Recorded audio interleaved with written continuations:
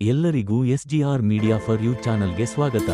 ನೀವಿನ್ನೂ ನಮ್ಮ ಚಾನೆಲ್ಗೆ ಸಬ್ಸ್ಕ್ರೈಬ್ ಆಗಿಲ್ಲ ಅಂದಿದ್ರೆ ಈ ಕೂಡಲೇ ಸಬ್ಸ್ಕ್ರೈಬ್ ಆಗಿ ಹಾಗೂ ಪಕ್ಕದಲ್ಲಿರುವ ಬೆಲ್ ಐಕಾನ್ ಮರೆಯದೆ ಕ್ಲಿಕ್ ಮಾಡಿ. ನೀವು ನದಿಯಲ್ಲಿ ಸ್ನಾನ ಮಾಡುತ್ತಿರುವಂತೆ ಕನಸು ಕಂಡರೆ ಏನರ್ಥ? ಸ್ವಪ್ನಶಾಸ್ತ್ರದ ಪ್ರಕಾರ ನದಿಯಲ್ಲಿ ಸ್ನಾನ ಮಾಡುವಂತೆ ಕಾಣುವ ಕನಸು ಅನೇಕ ಅರ್ಥಗಳನ್ನು ಹೊಂದಿದೆ. ಅದರಂತೆ ನಿಮ್ಮ ಕನಸಿನಲ್ಲಿ ನೀವು ನದಿ ತೀರದಲ್ಲಿ ಸ್ನಾನ ಮಾಡುತ್ತಿರುವಂತೆ ಕನಸು ಕಂಡರೆ ಏನರ್ಥ? ಇದು ಶುಭವೋ ಅಶುಭವೋ ಎಂಬುದನ್ನು ತಿಳಿಯೋಣ. ಸ್ವಪ್ನಶಾಸ್ತ್ರದ ಪ್ರಕಾರ ಪ್ರತಿಯೊಂದು ಕನಸಿಗೂ ವಿಶೇಷ ಅರ್ಥವಿದೆ. ಕೆಲವು ಕನಸುಗಳು ಶುಭ ಸೂಚನೆಯಾದರೆ ಕೆಲವು ಕನಸುಗಳನ್ನು ಅಶುಭ ಸೂಚನೆಯ ಮುನ್ಸೂಚನೆ ಎಂದು ಜ್ಯೋತಿಷ್ಯ ಶಾಸ್ತ್ರಜ್ಞರು ಎಚ್ಚರಿಸುತ್ತಾರೆ. ಅದರಂತೆ ನಿಮ್ಮ ಕನಸಿನಲ್ಲಿ ನೀವು ನದಿ ತೀರದಲ್ಲಿ ಸ್ನಾನ ಮಾಡುತ್ತಿರುವಂತೆ ಕನಸು ಕಂಡರೆ ಏನರ್ಥ? ನದಿ ತೀರದಲ್ಲಿ ಪಾದಗಳನ್ನು ತೋರಿಯುತ್ತಿರುವಂತೆ ಕನಸು. ಸ್ವಪ್ನಶಾಸ್ತ್ರದ ಪ್ರಕಾರ ನೀವು ನಿಮ್ಮ ಪಾದಗಳನ್ನು ತೊಳೆಯುತ್ತಿರುವಂತೆ ಕನಸು ಕಂಡರೆ ಆ ಕನಸನ್ನು ತುಂಬಾ ಒಳ್ಳೆಯ ಕನಸು ಎಂದು ಪರಿಗಣಿಸಲಾಗುತ್ತದೆ.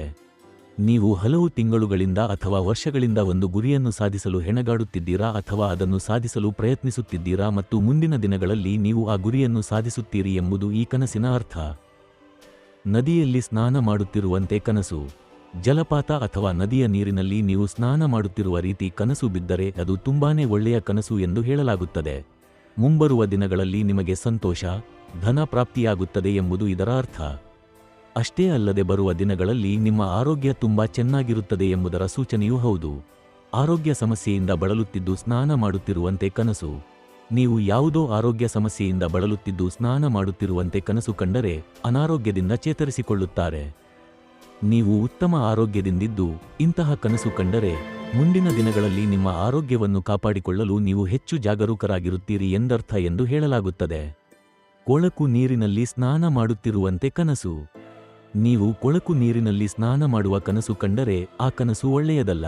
ಈ ಕನಸು ಮುಂಬರುವ ದಿನಗಳಲ್ಲಿ ನೀವು ಕೆಲವು ಭಾವನಾತ್ಮಕ ಯಾತನೆಯನ್ನು ಅನುಭವಿಸುವಿರಿ ಎಂದು ಎಚ್ಚರಿಸುತ್ತದೆ. ಈ ಕನಸು ಅಪಾಯಕಾರಿ ಕೆಲಸಗಳ ಬಗ್ಗೆ ಬಹಳ ಜಾಗರೂಕರಾಗಿ ಯೋಚಿಸಿ ಎಂಬುದಾಗಿದೆ.